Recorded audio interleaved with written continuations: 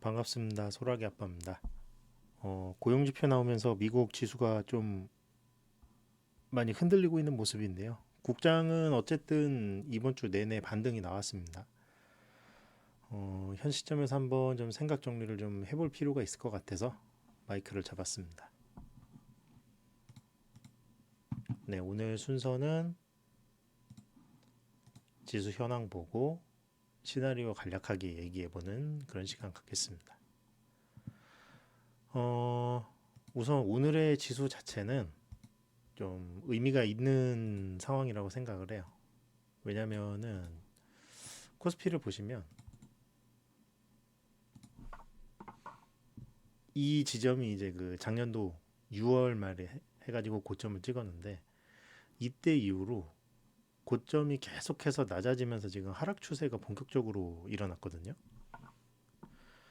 근데 이 고점이 낮아지다가 고점이 올라간 게 올해 들어서 처음 나왔습니다. 그러니까 사실상 거의 반년 만에 처음 나온 상향 갱신이기 때문에 추세 관점으로 따지면은 바닥을 삼중바닥 확인하고 고점이 올라가는 첫 추세 전환 시도가 있었던 시점이 바로 지금입니다. 그래서 추세 기점으로는 굉장히 좀 의미 있는 시간이라고 생각을 하고요.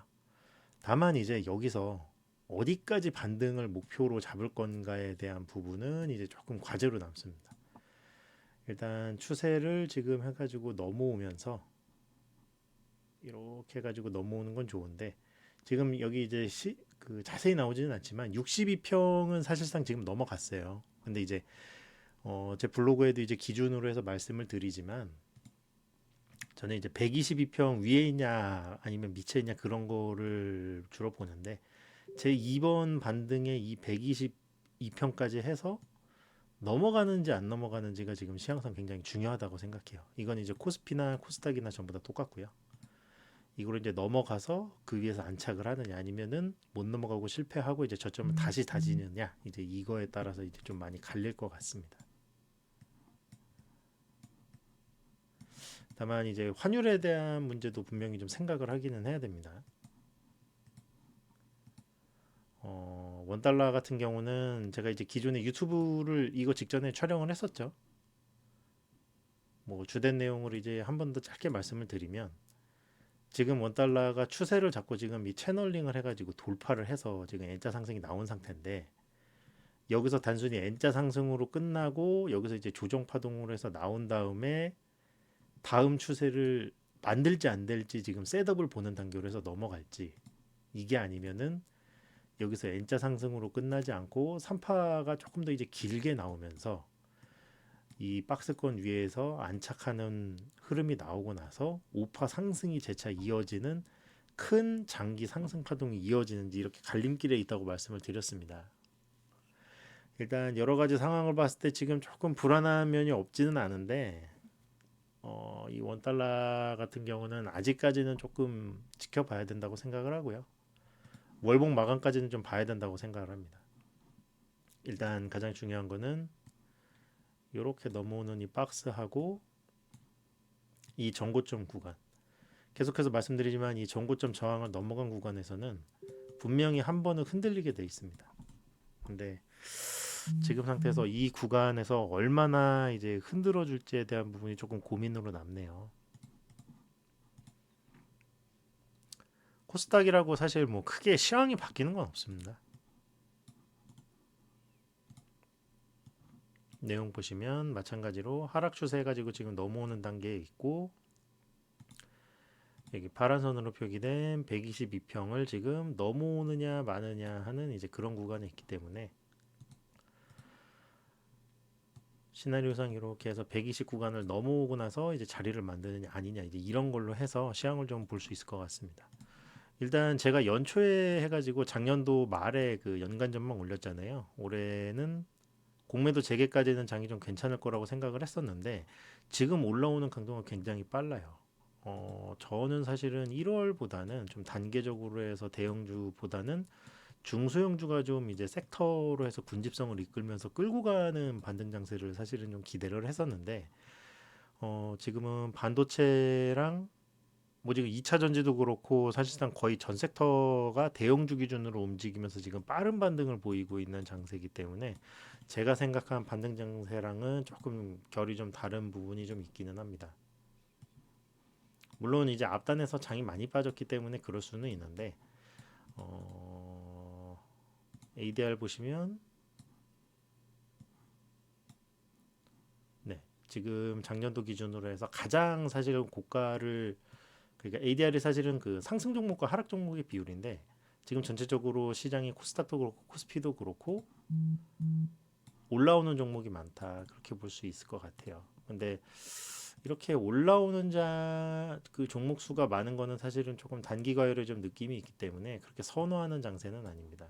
그래서 신호등 관련돼서도 지금 이제 계속 녹색불 해가지고 말씀드리고 있지만 이제 올라오는 형태에 따라서 121선 기준에서는 아마 과열 지표가 나올 수 있을 가능성이 좀 높을 것 같고요. 자, 일단은 현 기준으로 해서는 이제 반등이 어떻게 나올지에 대한 생각을 미리 해놓고 각자 이제 전술과 전략을 고민을 해보는 게 좋을 것 같습니다. 일단 저는 시장의 중요한 이제 기점 자체를 공매도 재개 시점 3월 31일로 지금 얘기가 돼 있죠. 그 이전까지 121선을 돌파를 하느냐 마느냐를 일단 기준으로 해서 보고 있습니다. 일단 지금 예시로 나와 있는 거는 코스닥을 기준으로 해서 보는 건데요. 코스닥 기준으로 해서 저항 추세가 잡혀 있고 이 저항 추세를 넘어가면서 120선을 돌파를 하고 이 위에서 상방 수렴을 하는 케이스가 있습니다. 이 구간 같은 경우는 지금 작년도 7월부터 해서 올해 6월까지 해서 가격 조정이 6개월간 나왔기 때문에 반등 자체가 굉장히 세게 나오고 기간 조정은 매우 짧은 형태가 됩니다. 이런 경우에는 사실 외국인이나 이제 좀 기관 같은 대표적인 수급 주체가 현물과 선물을 동시에 사면서 그 대형주 위주로 좀 지수 단위를 크게 사는 이제 그런 형태의 장세가 되겠죠.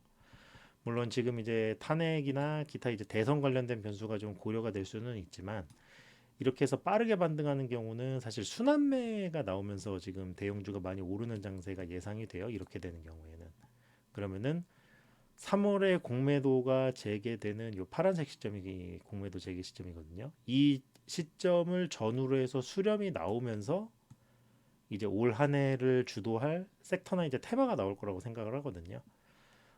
그래서 공매도 재개 이후에 셋업이 만들어지는 걸 보면서 하는 이제 그런 좀 선택적인 장세가 될 것 같고 이 앞단에서는 사실 좀 중소형주 장세가 조금 재미없는 이제 그런 장세가 될 가능성이 높을 것 같습니다. 두 번째 장세는 이제 두 번째 시나리오죠. 제가 생각하는 두 번째 시나리오는 공매도 재개 시점 이전에 121선을 돌파하지 못하고 나서 저점을 재확인하는 장세입니다. 지금 보시면은 이 파란색이 아까 말씀드린 건 120선이고 이렇게 해서 돌파하는 척하면서 추세를 갔다 왔는데 어느 구간에서 지금 밀려버린 상태로 해서 공매도를 맞이를 하는 거죠. 이렇게 되는 경우에는 아까 말씀드렸던 특정 주체가 현물과 선물을 사는 이 수급 자체가 사실상 나타나지 않는 장세를 말씀드리는 겁니다. 지금 이 장세의 가능성이 조금 있는 게 지금 요 반등 첫 구간에서는 지금 외국인의 선물 매수와 현물 매수가 굉장히 좀 많이 나타났는데 물론 이제 옵션 만기가 지났으니까 다음 주를 추가로 보기는 해야 됩니다만 지금 좀 많이 약해졌어요. 그 부분이 이제 조금 마음에 걸리는 부분이 있고 결과적으로 봤을 때는 시총의 최상위 변동이 없는 상태. 그러니까 그냥 지수가 그냥 오른 거죠. 지수가 올랐기 때문에 최상위의 변동이 없이 그냥 최상위 섹터 그대로 샀다는 걸 말씀드리는 거죠.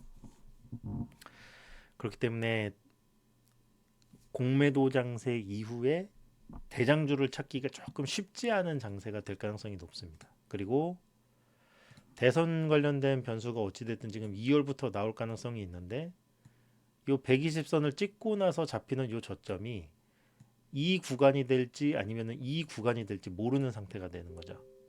그렇기 때문에 일단 현 상태에서 가장 중요한 거는 주도군이 지금 재설정돼야 되는 부분이 좀 생겨요. 근데 이 주도군이 재설정되는 부분은 이 120선을 돌파하고 내려오면서 어떤 섹터나 테마가 이제 셋업을 올바로 형성을 할지 뭐 이제 그런 걸 보면서 결정이 되기 때문에 생각보다 좀 시간이 좀 많이 걸리게 될 수 있습니다. 오히려 개별 테마 장세가 될 가능성도 있고요. 개별 테마 안에서도 사실은 조금 수급 기준으로는 주도군이 될 수 있잖아요. 뭐 대선주가 될 수도 있고 인플레이션주가 될 수도 있고 뭐 기타 다른 재료가 생길 수도 있고요. 그렇기 때문에 이 두 번째 시나리오 가게 되는 경우에는 이제 조금 까다로워지는 시나리오가 될 수 있습니다. 세 번째 시나리오가 사실은 가장 안 좋죠. 120선을 돌파하지 못하고 저점을 재확인하는 장세입니다. 이거 같은 경우는 조금 저는 가능성이 좀 그렇게 많이 높지는 않다고 보는데 120선을 돌파하고 내려오는 단계이기 때문에 작년도 11월부터 12월까지 나왔던 이 박스권을 재확인하는 장세로 되겠죠. 그러면 당연히 저점은 우리가 생각한 것보다 훨씬 더 낮은 장세에서 진행이 될 거고요. 이렇게 되면은 당연히 이제 특정 주체의 수급 뭔가 이제 많이 사주는 뭐 외국인이 많이 사든 기관이 많이 사든 이런 거는 당연히 발생을 하지 않을 거고 대선과 관련된 변수가 초반부터 나오면서 장이 흔들리는 일이 더욱 커질 겁니다. 그리고 지금 조금 불안한 면이 있기는 하지만 중국이든 러시아든 미국이 됐든 왜 우리가 흔히 얘기하잖아요. 한국에서 모든 글로벌 변수가 다 터진다고. 그 뉴스가 나오면서 지수가 흔들리는 영향이 좀 굉장히 커질 것 같습니다. 이렇게 되면은 시총 최상위 섹터 위주로 빠지는 장세가 될지 아니면은 전 섹터가 빠질지에 대한 거를 좀 보면서 판단을 해야 될 것 같아요. 만약에 시총 최상위주만 빠지고 개별 테마주가 움직이는 장세가 되면은 오히려 저같이 이제 추세 매매하면서 관심 종목들을 편집을 하고 진입과 청산을 좀 빠르게 하는 스타일은 좀 유리한 반면에 좀 이 구간에서 대형주나 이제 실적 위주로 해서 내년 그 올해 컨센서스 기준으로 보시는 분들 같은 경우는 올 초에 반등 나왔을 때 긍정적으로 본 애들이 공매도 재개 시점에 가면서 오히려 그 종목들이 점차적으로 하락하기 때문에 조금 힘든 시간을 보낼 가능성이 있습니다. 일단 현재까지 생각하고 있는 시나리오는 이렇게 되고요. 물론 뭐 여기서 이제 뭐 저점 테스트를 해서 뭐 깨니 많이 뭐 이런 거에 대한 얘기도 할 수는 있는데 제 생각에는 이 저점을 깬다는 시나리오는 상정을 하지 않았어요 이번에는. 왜냐면은 이미 7월부터 해서 너무 많이 빠졌고 그리고 결정적으로 그 23년부터 24년을 주도했던 대장주들이 이미 고점에서 저점까지 해서 절반 이상의 가격 조정을 이미 받은 상태에서 진행을 하고 있거든요. 물론 이 종목들이 전부 다 여기서 지금 가격 조정을 이렇게 받아서 끝을 낼지 아니면 추가적으로 가격 조정을 받을지까지는 모르지만 적어도 가격 조정 그러니까 소위 말해서 지금 반토막 나고 털릴 사람은 털린 장세인데 여기서 더 털린다는 거를 가정하고 가는 거는 조금 무리가 있다고 생각을 합니다. 그렇기 때문에 현 시간에서 뭔가 좀 더 안 좋은 시나리오를 상정하는 거는 조금 이르다고 생각을 하고요. 제가 말씀드리고 싶은 거는 never back down. 뭐 물러서지는 않는다. 이게 분명히 올해 지금 1분기 장세가 조금 쉽지 않을 것 같기는 해요. 아무리 이제 삼중바닥 다졌어도 제가 이제 계속해서 블로그나 텔레그램이나 유튜브나 말씀드리지만 저는 기간 조정이 빠른 거를 굉장히 좋아하지 않습니다. 왜 좋아하지 않냐면 기간 조정이 빠르지 않은 거는 이게 물려 있는 사람들만 좋은 거거든요. 사실 기간 조정이 빠르지 않은 거는. 그러면은 여기서 이제 빠르게 매물대를 소화하니까 좋지 않냐 이렇게 생각을 할 수도 있지만 여기 밑에서 사준 사람들이 여기서 파는 구간도 돼요. 이 수익 구간이 지금 빠른 거잖아요. 그러면은 결과적으로는 이 눌림 자체가 일반적으로 가격 조정이 된 기간 조정이 좀 된 상태에서 오는 조정보다는 조금 깊게 올 확률이 높습니다. 깊고 빠르게 오는 거죠. 그러면은 저 같은 이제 좀 눌림을 최우선으로 하는 사람 같은 경우는 이 상승 조정이 빠른 거는 그냥 보내주고 이 눌림 과정을 조금 더 집중해서 보거든요. 그렇기 때문에 지금 지수 반등이 좀 빠르게 나왔는데 빠르게 나온 상태에서 저는 사실 3월까지 가는 이 눌림의 형태를 보고 올해 장세 전략을 이제 정하겠죠. 대략적으로 올해는 시총 상위주로 해가지고 하자. 오늘은 아니면은 조금 개별 테마주로 해가지고 지수랑 좀 무관한 애들 위주로 해서 하자 뭐 이제 이런 식으로 해서 전략 전술을 정할 건데 어, 빠르면 이제 다음 주부터 이제 얘기가 나오겠죠. 뭐 이제 개별주를 해서 빠지는 애도 나올 거고 아니면은 뭐 오르는 애도 있을 것 같은데 일단 중요한 건 지수가 급락하면서 코로나 때 장세처럼 저점을 계속해서 하회하는 장세를 예상하고 뭔가 장을 포기하기에는 조금 빠르다는 겁니다.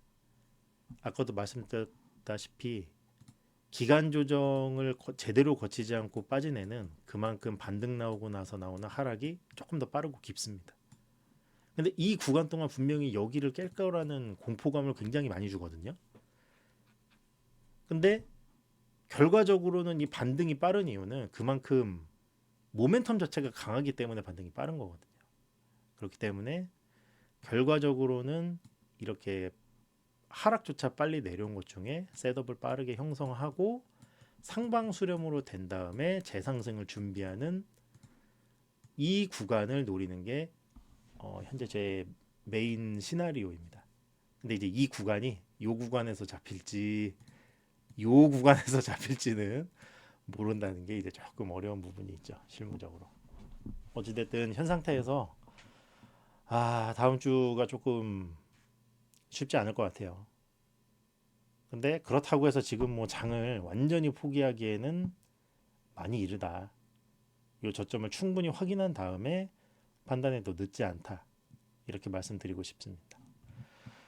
네, 도움 되셨다면 구독, 좋아요, 알림 설정까지 해서 부탁드리겠습니다. 감사합니다.